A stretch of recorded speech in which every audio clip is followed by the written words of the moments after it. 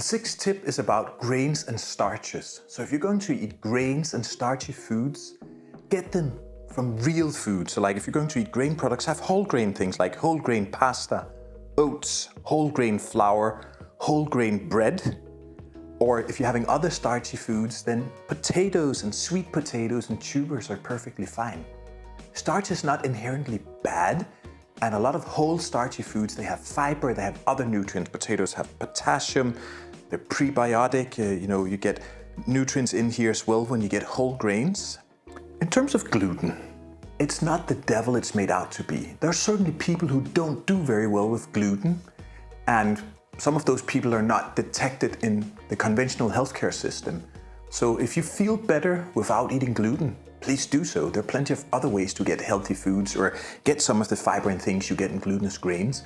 But unless you have a problem with gluten, there's no reason to omit things like whole grain pasta or oats from your diet, or Scandinavians, rye bread as well. And of course, if you have a blood sugar issue, so if you have type 2 diabetes, pre-type 2 diabetes, you might need to lower your intake of starches even from real whole foods, or even omit them completely for a while, or if you do better on a sort of ketogenic type, very low carb diet. So I'm not saying you have to eat real starchy foods if you feel better without, or if it suits you, but this crusade against starch and pretty much saying starch is kind of like cyanide is absolutely wrong. And there are plenty of population groups around the world who eat lots of starchy foods, but they eat real foods that haven't been refined, or not potatoes that have been soaked in oil, and they're doing perfectly fine.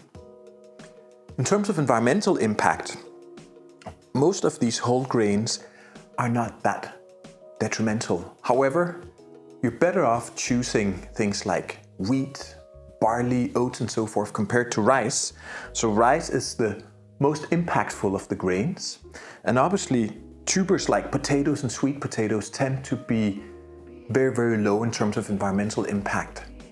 But in general, when you eat plant foods and you choose them compared to animal foods, you already move down the scale of environmental impact. And in terms of refined starchy foods like white rice, if you were to have a croissant, if you are in a little boulangerie in Sacré-Cœur in Paris on a Sunday, I really recommend you have that croissant, not a whole grain croissant, and one that's made with butter and some sugar, unless you have an issue with gluten. So don't be scared about having some refined starchy foods once in a while when it suits you, because it gives you culinary pleasure. That shouldn't really mean anything. It's just like a little blip on the radar. But of course, we have to move away from the traditional old school way of eating where starchy foods made up most of the plate. Remember, what should take up the most space on your plate, in your bowl, in your belly, and in your diet? Vegetables, berries, and fruits. But again, no need to be scared of starch per se, because that's actually wrong.